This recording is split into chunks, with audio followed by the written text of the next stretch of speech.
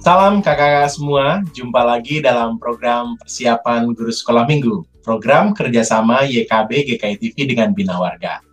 Dalam kesempatan ini kita akan mempersiapkan pelayanan kita yang Tuhan percayakan untuk kita melayani adik-adik sehingga mereka mengenal Tuhan.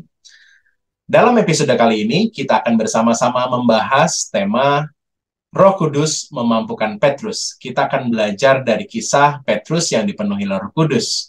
Ini adalah materi bahan di hari Pentakosta. Firman Tuhan diambil dari Kisah Para Rasul pasal yang kedua, ayat 1 sampai dengan 21. Kita akan menggali firman Tuhan, menemukan pesan firman Tuhan di dalamnya, dan juga ide-ide yang bisa kita gunakan di tiap kelas. Sebelum kita melangkah dalam setiap bagian, mari kita berdoa. Kami sungguh bersyukur karena Tuhan boleh berikan kesempatan untuk kami mempersiapkan pelayanan kami. Ya Roh Kudus, kuasailah setiap kami lebih lagi, sehingga kami boleh menemukan pesan firman Tuhan dan ide-ide yang baik untuk kami gunakan, menyampaikan firman Tuhan di tiap kelas. Kami siap, tolonglah kami Tuhan. Dalam Yesus kami berdoa. Amin.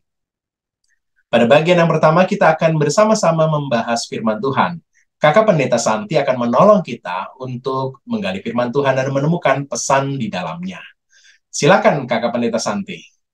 Terima kasih Kak Pendeta Hendra. Mari kakak-kakak kita membuka Alkitab dari Kisah Para Rasul 2 ayat 1 sampai 21. Kisah Para Rasul 2 ayat 1 sampai 21 saya baca untuk kita semua. Ketika tiba hari Pentakosta, semua orang percaya berkumpul di satu tempat. Tiba-tiba turunlah dari langit suatu bunyi seperti tiupan angin keras yang memenuhi seluruh rumah di mana mereka duduk.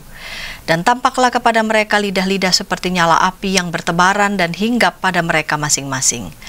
Maka penuhlah mereka dengan Roh Kudus. Lalu mereka mulai berkata-kata dalam bahasa-bahasa lain seperti yang diberikan oleh Roh itu kepada mereka untuk mengatakannya. Waktu itu di Yerusalem diam orang-orang Yahudi yang saleh dari segala bangsa di bawah kolong langit.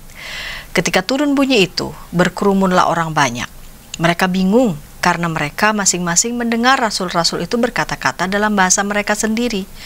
Mereka semua tercengang-cengang dan heran, lalu berkata, "Bukankah mereka semua yang berkata-kata itu orang Galilea?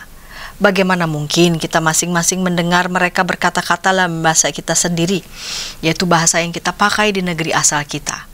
Kita orang Partia, Media, Elam, penduduk Mesopotamia, Yudea dan Kapadokia, Pontus dan Asia, Frigia dan Pamfilia, Mesir dan daerah-daerah Libya yang berdekatan dengan Kirene, pendatang-pendatang dari Roma, baik orang Yahudi maupun penganut agama Yahudi, orang Kreta dan orang Arab, kita mendengar mereka berkata-kata dalam bahasa kita sendiri tentang perbuatan-perbuatan besar yang dilakukan Allah." Mereka semuanya tercengang-cengang dan sangat termangu-mangu sambil berkata seorang kepada yang lain, "Apakah artinya ini?" Tetapi orang lain menyindir, "Mereka sedang mabuk oleh anggur manis." Maka bangkitlah Petrus berdiri dengan ke-11 rasul itu dan dengan suara nyaring ia berkata kepada mereka, "Hai kamu orang Yahudi dan kamu semua yang tinggal di Yerusalem, ketahuilah dan camkanlah perkataanku ini. Orang-orang ini tidak mabuk seperti yang kamu sangka, karena hari baru pukul 9. Tetapi itulah yang difirmankan Allah dengan perantaraan Nabi Yoel akan terjadi pada hari-hari terakhir. Demikianlah firman Allah, bahwa aku akan mencurahkan rohku ke atas semua manusia. Maka anak-anakmu laki-laki dan perempuan akan bernubuat, dan teruna-terunamu akan mendapat penglihatan-penglihatan, dan orang-orangmu yang tua akan mendapat mimpi. Juga ke atas hamba-hambaku laki-laki dan perempuan akan kucurahkan rohku pada hari-hari itu, dan mereka akan bernubuat. Dan aku akan mengadakan mujizat-mujizat di atas, di langit, dan tanda-tanda di bawah, di bumi, darah dan api dan gumpalan-gumpalan asap. Matahari akan berubah menjadi gelap gulita dan bulan menjadi darah sebelum datangnya hari Tuhan, hari yang besar dan mulia itu. Dan barang siapa yang berseru kepada nama Tuhan akan diselamatkan." Kakak-kakak yang dikasih Tuhan, dalam tradisi Kristen, hari raya Pentakosta diberi makna yang baru, merujuk pada peristiwa pencurahan Roh Kudus. Saat Roh Kudus turun ke atas para murid Yesus, mereka menerima kuasa yang dijanjikan Tuhan. Dan terjadi perubahan besar dalam diri murid-murid. Dengan penuh keberanian, Rasul Petrus menyampaikan khotbahnya. Ia menyatakan kepada semua orang tentang Tuhan Yesus Kristus yang telah mengalahkan maut dan bangkit dari kematian. Secara khusus kakak-kakak, khotbah Petrus terdiri dari dua bagian. Pertama, Petrus menolak tuduhan bahwa dirinya mabuk anggur. Petrus membela anggur manis dalam ayat 13 menggunakan bahasa Yunani gleukos yang dapat diterjemahkan anggur muda atau anggur baru. Yang dimaksudkan di sini adalah sari buah anggur yang tidak difermentasi. Para murid itu menggunakan jenis anggur manis yang mengandung kadar gula tinggi dan bukan beralkohol, jadi tidak dalam kondisi mabuk. Kedua, Rasul Petrus menjelaskan bahwa peristiwa tersebut merupakan penggenapan nubuatan Nabi Yoel.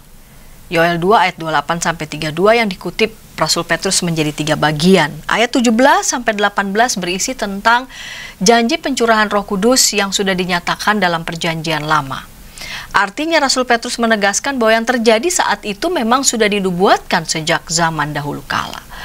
Ayat 19-20 pemaknaan tentang peristiwa itu yaitu bahwa peristiwa Pentakosta bukan sekadar tentang Roh Kudus ataupun bahasa lidah. Peristiwa itu sebagai titik awal berangkat bagi para murid untuk memberitakan Injil, memberitakan kabar baik bagi banyak orang.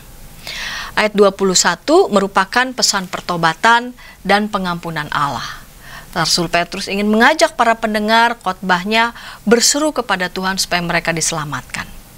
Jadi kakak-kakak, hari Pentakosta merupakan tonggak berdirinya gereja.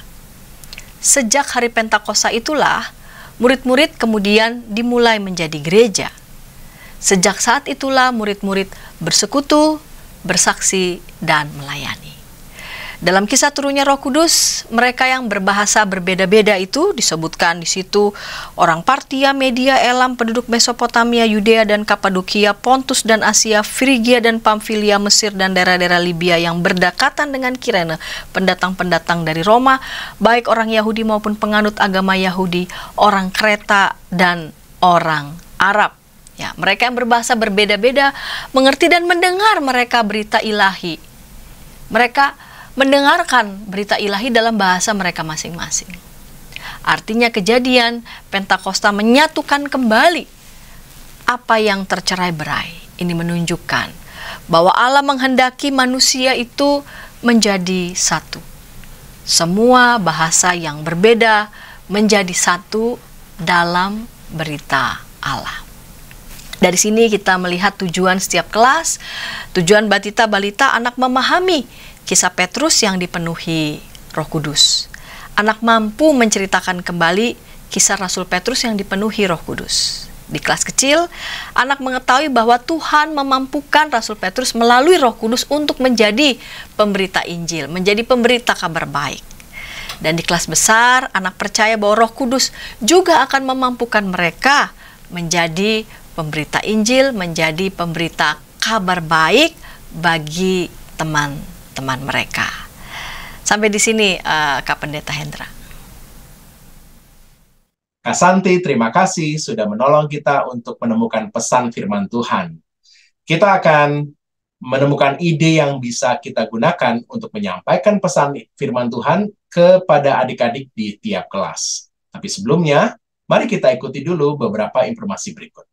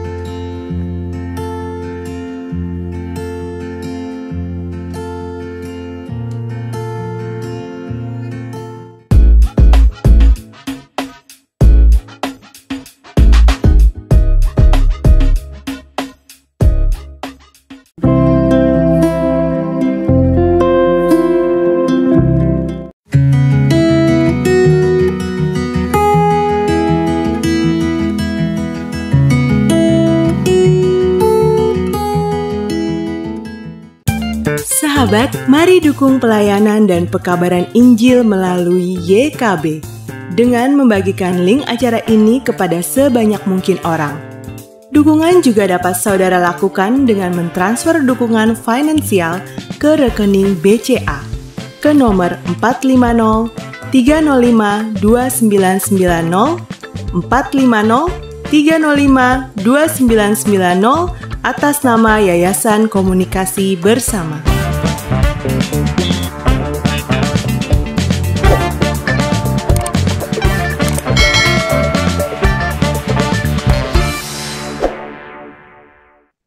Masih dalam program persiapan guru sekolah minggu, program kerjasama YKB GKI TV dengan Bina Warga, kita sedang membahas kisah Petrus yang dipenuhi oleh Roh Kudus. Kita mau memperkenalkan adik-adik dengan Roh Kudus yang memampukan Petrus. Firman Tuhan diambil dari Kisah Para Rasul 2, ayat 1 sampai dengan 21. Kita sudah menemukan pesan firman Tuhan, tadi ditolong oleh Pendeta Santi. Kali ini kita akan bersama-sama dibantu Kak Yonatan, akan menemukan ide-ide yang tepat kita bisa gunakan di kelas Batita Balita. Yonatan, silakan. Halo kakak-kakak semua, bertemu lagi dengan saya Yonatan, kader GKI dalam acara persiapan guru sekolah minggu. Hari ini kita akan bahas tema tentang Roh Kudus memampukan. Belajar dari kisah Petrus dipenuhi Roh Kudus untuk kelas Batita dan Balita. Nah, langsung aja kita mulai. Kita akan melihat dulu nih untuk mengetahui metode yang akan disarankan untuk Batita dan Balita. Kita harus melihat bahwa tujuan dari materi ini untuk pengajaran sekolah minggu ini hanya bersifat kognitif ternyata kakak-kakak. Yaitu agar anak memahami kisah Petrus yang dipenuhi oleh Roh Kudus. Jadi kita hanya membuat untuk anak-anak tuh mengerti kisahnya gitu ya. Tapi nggak apa-apa kalau misalkan ada pesan-pesan praktis yang bisa dilakukan oleh anak-anak itu lebih baik lagi. Nah, kisah ini kan sudah biasa kita lakukan saat Pentakosta ya gitu ya kakak-kakak semua. Biasanya kita akan ada kaitannya dengan api, air gitu ya, dan juga burung merpati seperti itu ya kakak-kakak. Nah, cuman untuk kali ini saya ingin mengajak dengan metode yang lain, yaitu metode tebak alat. Jadi akan tetap bermain games gitu ya dengan anak-anak Batita dan Balita. Tebak alat. Nah, alat-alatnya apa saja? Ini alat-alat yang saya sarankan ya. Jadi kita akan membawa gambar-gambar pertama gitu ya, bukan alat saja sih, tapi kayak yang pertama. Gambar apa ini? Ya, terus itu adalah gambar mulut gitu kan. Pasti pada tahu nih kalau untuk mulut gitu ya, pasti pada bisa tebak. Nah, selanjutnya apa ini? Speaker gitu ya. Terus ada lagi makin lama makin susah, mikrofon. Biasanya kan anak-anak cuma tahu ini untuk pengeras suara, tapi nggak tahu kalau itu adalah mikrofon namanya. Dan terakhir yang paling susah adalah megafon. Nah, nanti kakak-kakak bisa print gambarnya, mulut, speaker, mic, dan toa atau megafon gitu ya. Nah, selesai main games ini, main tebak-tebakan gitu ya, kakak-kakak bisa menyampaikan nih bahwa makna games ini adalah beritahu nih bahwa setiap gambar tadi itu memiliki fungsi yang sama, yaitu untuk berbicara di depan umum gitu ya, baik mulut gitu ya, mulut kan seperti bicara seperti biasa ya, tapi speaker, mic, dan toa itu biasanya untuk berbicara di orang-orang banyak gitu. Kita kasih tahu seperti itu ke adik-adik sekolah minggu kita karena mereka masih Batita dan Balita. Ya itu adalah sesuatu yang lumayan berat ya untuk mereka, tapi nggak apa-apa, jelaskan secara pelan-pelan. Nah, setelah memberikan makna game seperti itu untuk berbicara depan umum, nah kasih tahu juga kakak-kakak langsung bahwa ada seorang tokoh yang pernah berbicara di orang yang banyak gitu ya, tokoh Alkitab yang berbicara di depan umum gitu. Namanya adalah Simon Petrus gitu ya. Simon Petrus pernah berbicara di depan orang banyak. Kita kasih tahu adik-adik sekolah minggu kita nih. Nah, setelah kasih tahu ternyata Simon Petrus pernah, kita harus menceritakan kisahnya kakak-kakak. Kisahnya karena ini berkaitan dengan Pentakosta, jadi kita mulai dengan menceritakan cerita tentang Pentakosta secara sekilas, di mana Roh Kudus itu turun gitu ya dalam berupa lidah-lidah api, di mana nanti para murid bisa berbicara banyak bahasa gitu ya. Terus kita kasih tahu juga simbol-simbolnya gitu ya. Ada yang tadi saya ucapkan pertama, lidah api, terus cahaya gitu ya, dan juga merpati gitu. Nah, setelah kita ceritakan Pentakosta secara ringkas, kita ceritakan bahwa setelah Roh Kudus turun ke atas para murid, salah satu murid yang tadi kita omongin tuh, si Simon Petrus ini, berbicara depan orang banyak. Wah, kita kasih tahu bahwa dia nggak pakai megapon, dia nggak pakai mic, dia nggak pakai speaker gitu ya. Dia berbicara dengan lantang gitu ya. Nah, apa yang dibicarakan Yesus, itu yang kita ceritakan ketiga, bahwa Petrus menceritakan tentang kebaikan Tuhan, tentang kekuasa Tuhan gitu ya. Sehingga pada saat itu setelah Petrus berkhotbah, banyak sekali orang yang bertobat. Kira-kira seperti itu kakak-kakak. Nah, apa makna dari tiga cerita ini? Kita kasih tahu nih bahwa pertama, Roh Kudus yang turun pada hari itu saat Pentakosta itu membuat Petrus menjadi pribadi yang berani banget untuk menceritakan Injil gitu ya. Petrus yang tadinya mungkin dia takut karena Tuhan Yesus pergi gitu ya, nggak ada, dia naik ke atas surga gitu kalau ini ya. Ceritanya menurut minggu kemarinnya gitu ya. Nah, Petrus tiba-tiba menjadi berani karena Roh Kudus turun ke dalam diri Petrus. Selanjutnya, setelah memberitahu Petrus, kita kasih tahu bahwa adik-adik juga bisa kayak gitu. Karena dalam diri kita semua ada Roh Kudus gitu. Roh Kudus telah turun ke hati kita semua. Jadi kita semua juga bisa membuat seseorang gitu ya, Roh Kudus bisa membuat kita yang tadinya penakut, takut ngomong sama orang, jadi berani berbicara di depan umum untuk memberitakan Injil atau memberitakan tentang firman Tuhan atau memberitakan tentang kasih Kristus kepada sesama kita. Berani itu juga perlu dilatih gitu ya. Tapi Roh Kudus yang memampukan. Kira-kira hanya itu yang bisa saya sampaikan untuk metode menyampaikan kelas batita dan balita untuk hari ini. Bila kakak-kakak punya ide lain, bila kakak-kakak juga memiliki saran metode lain, boleh bisa di komen di bawah gitu ya, untuk lebih membuat kita kaya akan metode yang akan bisa dipakai oleh sesama kita guru sekolah minggu nantinya. Kira-kira itu dari saya. Terima kasih, Tuhan Yesus memberkati. Terima kasih Kak Yonatan sudah menolong kita untuk bisa menemukan ide yang bisa kita gunakan di kelas Batita Balita. Sekarang kita akan beranjak ke kelas kecil. Tapi sebelumnya, mari kita ikuti dulu beberapa informasi berikut.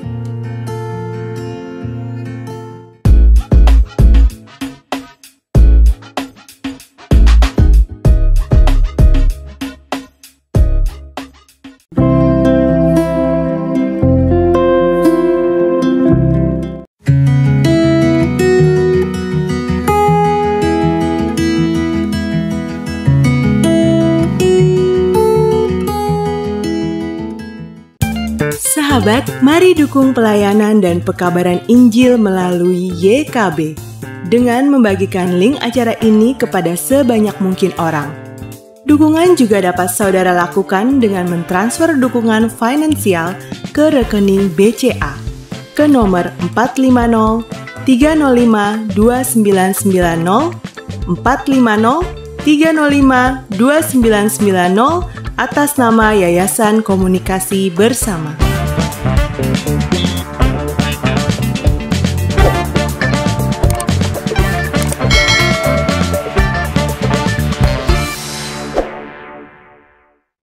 Masih dalam program persiapan guru sekolah minggu, kita sedang membahas tema Roh Kudus memampukan Petrus. Kita mau belajar dari kisah Petrus yang dipenuhi Roh Kudus. Bahan Alkitab diambil dari Kisah Para Rasul 2 ayat 1 sampai dengan 21. Kita akan bersama-sama menemukan ide yang bisa kita gunakan untuk menyampaikan pesan firman Tuhan kepada adik-adik di kelas kecil, kelas 1 sampai dengan 3 SD. Ada Kak Sieni. Kak Sieni akan berbagi nih ide-ide menarik di kelas kecil. Kak Sieni, silakan. Shalom kakak-kakak. Selamat bertemu kembali dalam persiapan guru sekolah minggu untuk kelas kecil dengan tema Roh Kudus memampukan. Adapun tujuan pengajaran untuk kelas kecil adalah pertama, adik-adik mengetahui bahwa Tuhan memampukan Petrus melalui Roh Kudus untuk melakukan tugasnya sebagai pemberita Injil. Dan yang kedua adalah adik-adik percaya bahwa seperti Petrus dimampukan Tuhan melalui Roh Kudus, adik-adik juga dimampukan Tuhan melalui Roh Kudus untuk menjadi pemberita Injil. Ada 2 ide pembukaan cerita yang mau saya sharingkan. Pertama, melalui cerita fiktif ya, tentang Pak Iwan dan anaknya. Jadi ini cerita mau Natal, lalu anak-anak Pak Iwan mau memberi kado untuk Pak Iwan gitu ya. Anaknya ada 3, anak pertama dan kedua sudah bisa membelikan kado untuk papanya karena mereka sudah punya uang tabungan, mereka sudah sekolah. Anaknya yang ketiga, anak perempuan, belum punya uang tabungan, sehingga dia nggak bisa beli kado buat papanya. Tapi dia pengen, terus dia bilang, "Papa, aku sedih. Mas sudah membelikan kado untuk papa. Tapi aku belum. Papa bisa tolongin aku nggak?" Katanya gitu. Papanya ada rasa terharu dalam hatinya gitu ya, bahwa anaknya ingin memberikan sesuatu untuk dirinya. Akhirnya, papanya bilang gini, "Baik nak, ini, papa itu pengen punya pulpen warna hitam yang waktu itu kita lihat di mall. Nah, adik belikan itu ya buat papa. Ini papa kasih uang." "Wah, iya pak," gitu. Dalam waktu singkat ditemani masnya, si adiknya ini udah belilah hadiah kesukaan untuk papanya gitu ya. Lalu pada hari Natal, maka hadiah itu diberikan kepada papanya. Sudah dikira, kita tahu pasti papanya bersuka cita sekali terima hadiah dari anak-anaknya. Dan terlebih lagi anaknya ini sangat bersuka cita karena bisa memberikan hadiah untuk papanya. Nah, pesan dari cerita ini sebenarnya adalah kita ini manusia seperti anak kecil tadi gitu ya, yang sebenarnya nggak punya apa-apa, tapi ingin memberikan sesuatu buat papanya gitu.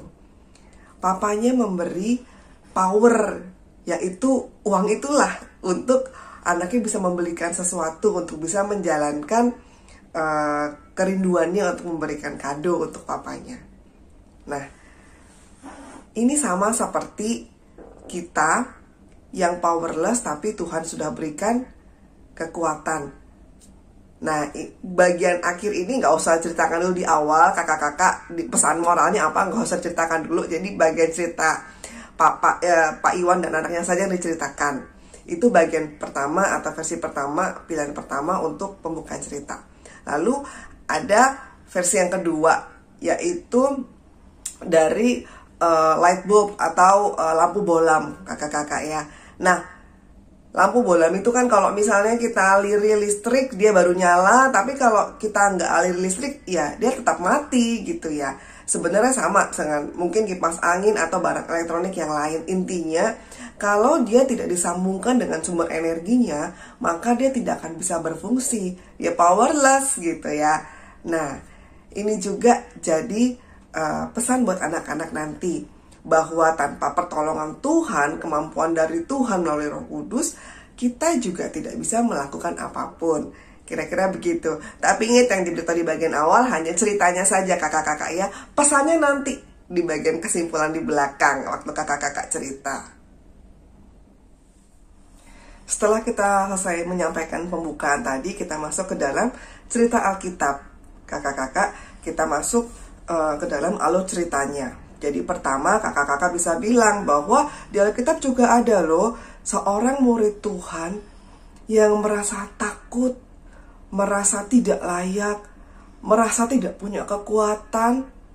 Tapi Tuhan berikan tugas yang besar. Lalu bagaimana dia bisa menjalankannya? Nah, di sini kakak-kakak mulai ingatkan adik-adik.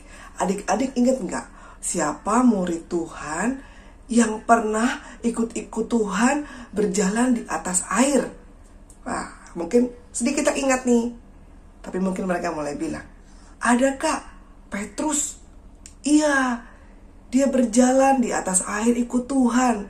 Karena dia fokus sama Tuhan pertama, tapi akhirnya dia jatuh juga ke dalam air karena mulai ragu-ragu." Lalu Siapa yang ingat murid Tuhan yang memotong telinga prajurit Romawi pada saat Yesus ditangkap di Taman Getsemani? Fix mereka pasti akan ingat. Oh, Petrus kah? Iya. Sayang sekali ya, Petrus itu cepat sekali emosi, cepat sekali marah. Dia langsung potong telinga prajurit itu. Tapi Tuhan sembuhkan telinga prajurit itu. Lalu siapa yang ingat murid Tuhan yang bilang bahwa dia tidak akan terguncang imannya, tapi nyatanya menyangkal Tuhan Yesus sebanyak 3 kali sebelum ayam berkokok? Petrus kah? Adik-adik menjawab ya. Ya, betul dialah Petrus, murid Tuhan yang memang maunya itu dominan, yang cepat sekali emosi, yang bicaranya sebetulnya agak kasar gitu ya. Dia itu pelin-pelan. Buktinya kayak waktu dia naik di atas berjalan di atas air gitu ya, dia bisa percaya pertama lalu tiba-tiba dia ragu-ragu dan jatuh gitu. Nah, kalau adik-adik sudah bisa menjawab jawabannya adalah Petrus, baru kakak-kakak masuk ke bagian berikutnya. Kakak-kakak di bagian ini kita mengajak adik-adik untuk berempati terhadap Petrus ya. Petrus mengikuti Tuhan Yesus dari terutama dari kejadian Yesus ditangkap oleh tentara, lalu dia disiksa sampai disalib gitu ya. Hal ini membawa kegetiran tersendiri buat Petrus gitu ya. Waktu dia melihat Yesus ditangkap, sebetulnya perasaannya sudah sangat-sangat takut. Dia takut kalau dia juga ditangkap dan dibunuh. Ada kesedihan mendalam juga dalam hati dia ketika melihat gurunya harus melewati penyiksaan yang luar biasa. Nah, dan pada akhirnya juga mengalami penyesalan karena dia menyangkal Yesus sebanyak 3 kali. Nah, kakak-kakak, jadi kalau bisa dibayangkan perasaan Petrus setelah runutan kejadian itu, dia itu seperti orang yang banyak memiliki perasaan negatif dalam hatinya gitu ya. Ya dia merasa bersalah, ya dia menyesal, dia takut, semuanya dia rasakan. Dan itu membuat dia menyadari bahwa dia ini adalah sebenarnya seorang yang penakut sih, gitu. Dia menyadari juga betapa sebetulnya dia ini tidak layak, karena dia sudah menyangkal gurunya sendiri. Dia menyangkal orang yang dikasihinya sendiri. Nah, tapi Tuhan Maha Tahu. Allah tahu seberapa dalam hati Petrus, bahwa Allah juga tahu Petrus mengasihi Tuhan. Maka bersama dengan murid-murid yang lain, Petrus diberi tugas mandat untuk memberitakan Injil ke seluruh dunia. Pertanyaannya, dengan kondisi iman yang seperti itu, bisakah Petrus melakukan tugasnya dengan baik? Bisakah Petrus punya kekuatan untuk memberitakan Injil Tuhan? Di bagian ini kita akan menjelaskan kepada adik-adik bagian yang penting ya, bahwa Allah tidak membiarkan Petrus berjalan sendirian. Allah memberikan penolong. Pada hari ke-50 setelah kebangkitan Yesus, Allah mencurahkan Roh Kudus bagi murid-muridnya. Inilah yang disebut dengan Pentakosta. Inilah yang kita rayakan pada saat ini. Pada saat itu, Petrus yang tadinya takut diubahkan, dimampukan untuk jadi berani. Petrus yang tadinya merasa tidak mampu, sekarang dimampukan. Hari itu, Petrus mulai bekerja melayani Tuhan. Dia berkhotbah, banyak orang yang diubahkan melalui pekerjaannya. melalui pelayanannya 3.000 orang bertobat. Kuasa Roh Kudus yang bekerja melalui Petrus itu luar biasa, mengubah seseorang yang tadinya tidak berdaya menjadi penuh daya, dan dengan demikian bisa melakukan tugas panggilannya untuk melayani Tuhan, memberitakan Injil. Dari uraian yang tadi disampaikan, kita bisa memberikan atau menyimpulkan inti ceritanya kepada adik-adik sebagai berikut. Yang pertama, Allah memampukan kita sebagai pribadi yang memiliki tugas untuk melayani Dia. Kita yang tadinya tidak mampu, dimampukan. Mungkin kita yang tadinya takut, jadi berani. Kita yang tadinya malu, jadi percaya diri. Kita yang tadinya merasa powerless, Tuhan buat jadi powerful untuk bisa melakukan pekerjaannya. Lalu yang berikutnya, kita mau tekankan kepada adik-adik bahwa Allah memberikan penolong bagi kita seperti sudah difirmankan di 2 minggu lalu ya. Nah, kita mau tegaskan kembali bahwa Allah memberikan penolong, yaitu Roh Kudus, untuk bersama-sama dengan kita melayani Dia. Yang ketiga adalah adik-adik pasti bisa memberitakan Injil Tuhan, karena Roh Kudus juga beserta dengan adik-adik sekalian. Sekarang kita sampai di bagian terakhir, yaitu bagian aplikasi untuk adik-adik kelas kecil. Yang pertama, adik-adik ini tidak perlu khawatir karena Roh Kudus selalu beserta dengan adik-adik, seperti Roh Kudus beserta dengan Petrus dalam melayani Tuhan. Kita bisa memberitakan Injil Tuhan dengan melalui perkataan dan perbuatan kita. Perkataan-perbuatan yang seperti apa? Perkataan kita menceritakan perbuatan Tuhan dalam hidup kita kepada teman-teman. Misalnya sharing bagaimana Tuhan sudah menyembuhkan saya dari sakit, bagaimana Tuhan sudah menolong saya dan keluarga saya waktu kami menghadapi masalah tertentu gitu misalnya. Dan bagaimana Tuhan memampukan dia waktu dia ujian misalnya gitu, menyertai dia dalam belajar, menolong dia dari nggak bisa matematika jadi bisa matematika sekarang gitu. Lalu melalui perbuatan, bagaimana misalnya kita mau menjenguk teman kita yang sakit, menunjukkan perhatian, menunjukkan kepedulian, seperti halnya Tuhan peduli sama kita. Dari hal-hal sederhana seperti itu yang kakak-kakak kita mau bagikan kepada adik-adik. Jadi kita bisa bilang kepada adik-adik, jangan khawatir waktu memberitakan Injil, waktu bersaksi tentang Tuhan, karena Roh Kudus beserta dengan adik-adik semua. Roh Kudus memampukan kita semua memberitakan Injil Tuhan.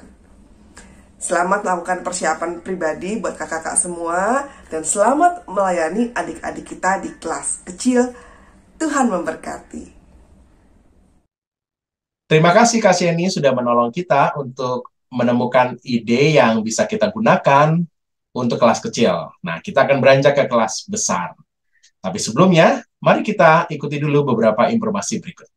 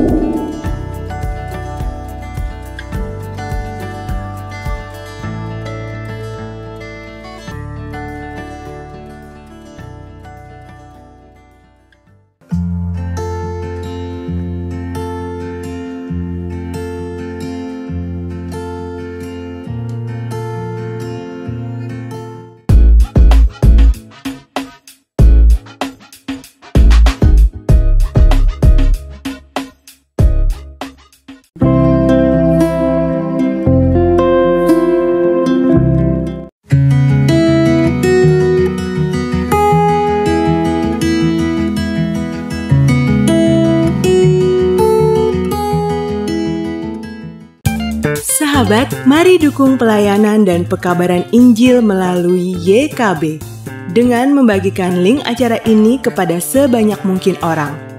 Dukungan juga dapat saudara lakukan dengan mentransfer dukungan finansial ke rekening BCA ke nomor 450 305 2990 450 305 2990 atas nama Yayasan Komunikasi Bersama.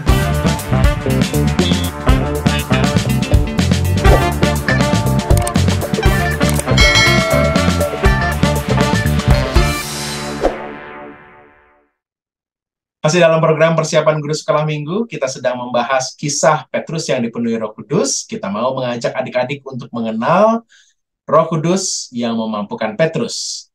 Kita akan membahas ide-ide di kelas besar, kelas 4 sampai dengan kelas 6 SD. Ada Kak Vera yang menolong kita untuk menemukan ide apa yang bisa kita gunakan di kelas besar. Kak Vera, silakan. Halo kakak-kakak, shalom. Senang sekali bisa berjumpa kembali bersama dengan saya, Kak Vera, yang akan mendampingi kakak-kakak dalam mempersiapkan diri untuk cerita sekolah minggu selanjutnya. Dan cerita yang akan kita bahas bersama-sama adalah peristiwa Pentakosta, terkhususnya untuk kelas besar. Nah, untuk tujuan kita ada dua. Yang pertama adalah anak mengetahui bahwa Tuhan memampukan Petrus melalui Roh Kudus untuk menjadi pemberita Injil. Yang kedua, anak percaya bahwa Roh Kudus akan memampukannya untuk menjadi pemberita Injil. Kakak-kakak bisa mengawalinya dengan menanyakan terlebih dahulu kabar adik-adik, ya. Kemudian setelah itu kita bisa masuk ke bagian pengantar, kita bisa menanyakan beberapa hal sebagai berikut. Yang pertama, kita bisa menanyakan adik-adik, apakah adik-adik ada yang bisa berbahasa lain selain bahasa Indonesia? Atau apakah adik-adik ada yang sekarang sedang mempelajari bahasa asing lainnya? Lalu pertanyaan berikutnya adalah, apakah adik-adik pernah mengalami kesulitan untuk memahami bahasa asing yang mungkin mereka pernah dengar? Nah, kemudian kakak-kakak bisa mengajak adik-adik untuk belajar bersama-sama sebuah lagu. Lagu ini adalah lagu Halo dari berbagai bahasa. Ya, linknya sudah saya cantumkan juga, dan lagunya sangat sederhana. Kira-kira cuplikannya seperti ini.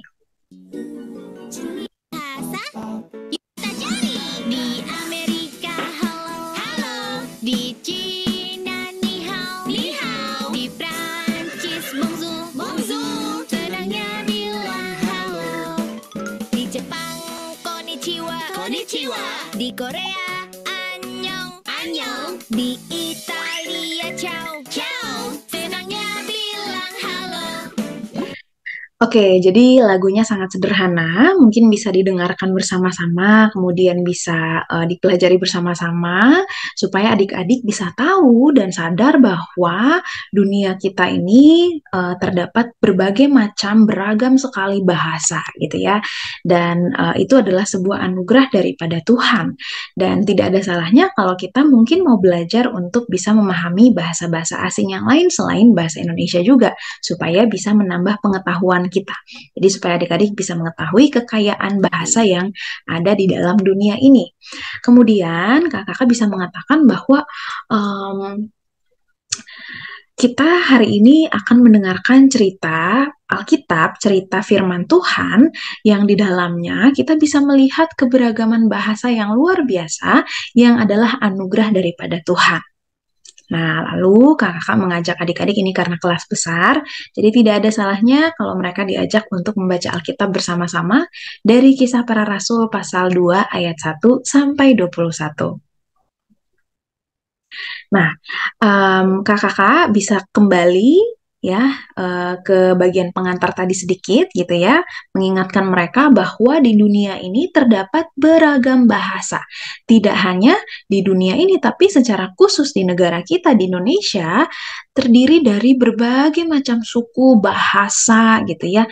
Dan itu menjadi sebuah kekayaan yang ada di negara kita.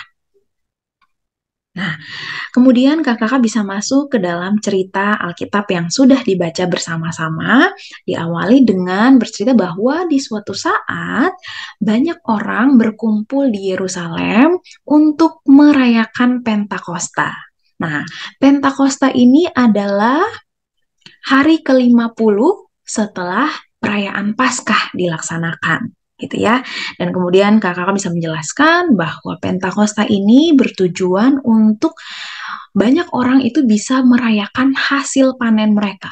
Mereka bisa bersyukur atas hasil panen mereka, atas berkat-berkat yang sudah Tuhan berikan kepada mereka. Karena itu banyak sekali orang yang datang dari berbagai macam tempat dengan latar belakang bahasa yang berbeda-beda, gitu ya. Mereka berkumpul di satu tempat untuk bersyukur kepada Tuhan. Kemudian tidak lama setelah itu, ketika mereka sedang berkumpul, tiba-tiba ada angin bertiup sangat kencang.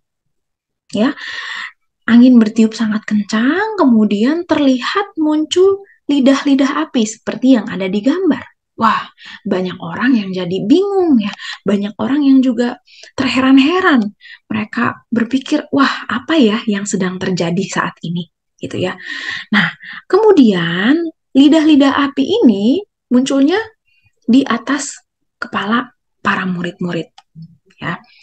Dan tidak lama setelah itu, ya, para murid Yesus yang berkumpul di tempat itu, ya, mereka bisa berbahasa dengan beragam bahasa. Ya, jadi adik-adik mungkin bisa dilihat dari gambar ini ya, tulisan-tulisannya itu ada berbagai macam bahasa. Ya, mereka kok tiba-tiba yang tadinya nggak bisa ngomong bahasa asing, yang tadinya tidak bisa berbicara dari bahasa asing, mereka bisa ngomong bahasa asing. Lalu mereka berbicara, mereka bercerita tentang kemuliaan Tuhan, mereka bersaksi tentang bagaimana Yesus itu datang ke dunia, kemudian dia berkorban, lalu dia menyelamatkan umat manusia, ya, umat ciptaannya, ya. Jadi orang-orang bingung gitu ya, kok mereka melihat ini ada apa? Kok orang-orang ini tiba-tiba bisa ngomong pakai bahasa kita gitu ya. Padahal pada saat itu yang berkumpul di sana itu ada orang Parsia, orang Media, orang Elam, orang Mesopotamia, dan banyak orang lainnya yang berbahasa berbeda-beda. Tapi kemudian mereka tiba-tiba bisa mendengar murid-murid Yesus ini berbicara dalam bahasa mereka dan mereka bisa memahami apa yang dikatakan atau diceritakan oleh para murid. Wah, mengagetkan sekali bukan ya? Kemudian ya banyak orang yang melihat kejadian tersebut dan mereka berpikir bahwa waduh, ini kayaknya ada yang nggak beres nih. Kayaknya ini kayaknya nggak benar nih. Mungkin orang-orang yang berbahasa asing ini mereka lagi mabuk kali ya. Makanya mereka ngomong bisa macam-macam begitu gitu ya. Ada orang-orang yang melihat hal itu kemudian mereka mikir kalau oh ini paling mereka mabok gitu ya. Tapi kemudian muncullah seorang yang bernama Petrus, ya, dia berdiri, kemudian dia ngomong di depan banyak orang, ya, dia mau bilang bahwa enggak, ya, mereka ini sedang tidak mabuk, tetapi mereka ini sedang mengalami apa yang sudah pernah dinubuatkan jauh sebelum ini, ya, bahwa orang-orang akan dimampukan oleh Allah untuk bisa memberitakan Injil, ya, kepada banyak orang. Tentu saja dengan bahasa-bahasa asing yang tadi mereka bisa katakan atau mereka bisa ungkapkan. Begitu ya. Jadi ternyata dalam peristiwa ini Allah memampukan para muridnya gitu ya supaya mereka mampu menyampaikan ya cerita atau kesaksian Injil itu kepada banyak orang yang datang, tidak peduli latar belakangnya. Jadi semua orang yang datang meskipun mereka berbeda-beda, meskipun mereka berbicara bahasa-bahasa yang berbeda-beda juga, yang beragam, tapi mereka dimampukan Allah untuk bisa memahami Injil yang diberitakan oleh para murid. Keren banget ya Tuhan itu ya, bisa melakukan suatu hal yang seperti ini. Ya. Nah, Jadi, di akhir dari cerita ini, adik-adik boleh disampaikan aplikasi bahwa Tuhanlah yang memampukan para murid, ya, yang menjadikan mereka berani, yang menjadikan mereka untuk mampu berbahasa asing, ya, berbahasa bermacam-macam, gitu ya, untuk menyampaikan Injil atau kabar sukacita kepada banyak orang. Oleh karena itu, Allah jugalah yang mampu untuk membuat kita juga bisa menjadi pemberita Injil, pembawa kabar baik, ya, kepada orang-orang di sekitar kita. Tuhan juga yang bisa menjadikan kita sebagai teladan, ya, bagi orang-orang di sekitar kita, ya. Jadi kita, adik-adik, bisa memberitakan Injil melalui perbuatan, juga melalui perkataan. Ya, jadi dengan bersikap jujur, dengan bersikap penuh kasih, dengan bersikap mau saling mengampuni, dengan bersikap mau berbagi sukacita kepada orang lain, itu semua adalah bentuk-bentuk kita dimampukan Tuhan untuk bisa memberitakan Injil. Begitu. Jadi, adik-adik diajak ya untuk memberikan dirinya, untuk berkata yang baik, untuk berbuat yang baik, agar orang-orang di sekitar juga turut merasakan bahwa turut merasakan atau turut jadi bisa mengenal siapa Tuhan itu lewat diri adik-adik. Kemudian bisa diakhiri kakak-kakak dengan ayat hafalan dari 1 Petrus pasal 2 ayat 9. Tetapi kamulah bangsa yang terpilih, imamat yang rajani, bangsa yang kudus, umat kepunyaan Allah sendiri. Supaya kamu memberitakan perbuatan-perbuatan yang besar dari Dia yang telah memanggil kamu keluar dari kegelapan kepada terangnya yang ajaib. Ini lumayan panjang, mungkin kakak-kakak bisa menyesuaikan dengan situasi atau kemampuan daripada adik-adik gitu ya. Yang penting mereka bisa sampai poinnya seperti itu. Bahwa mereka juga dimampukan untuk bisa memberitakan kabar baik. Nah, kemudian kakak-kakak di akhir dari cerita ini saya mengusulkan beberapa aktivitas, yaitu bisa mencari kata-kata di dalam kotak acak ya, kotak yang huruf-hurufnya acak, ada kata-kata Allah, bahasa, bangsa, dan lain sebagainya, dan semua itu adalah kata-kata yang ada di dalam Kisah Para Rasul pasal 2 yang tadi sudah kita baca tadi.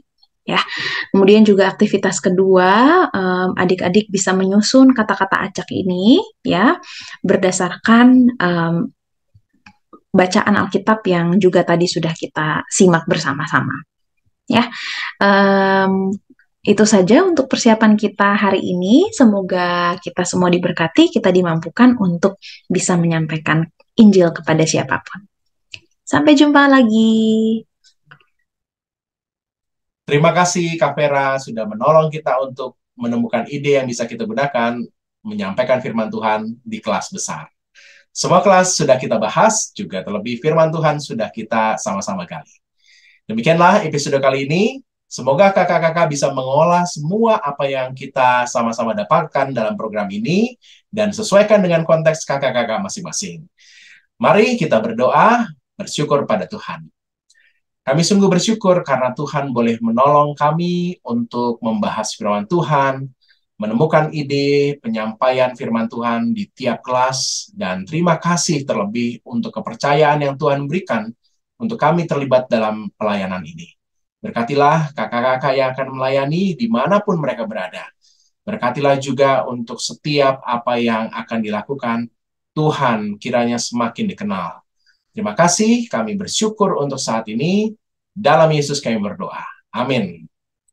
Terima kasih kakak-kakak semua. Sampai jumpa di minggu depan. Tuhan Yesus berkati.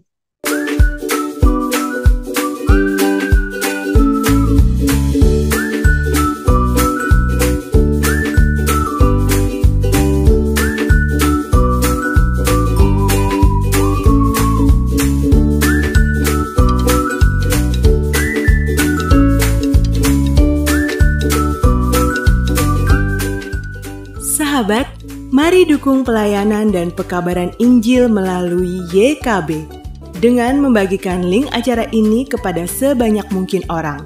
Dukungan juga dapat saudara lakukan dengan mentransfer dukungan finansial ke rekening BCA ke nomor 450 450 2990 2990 atas nama Yayasan Komunikasi Bersama.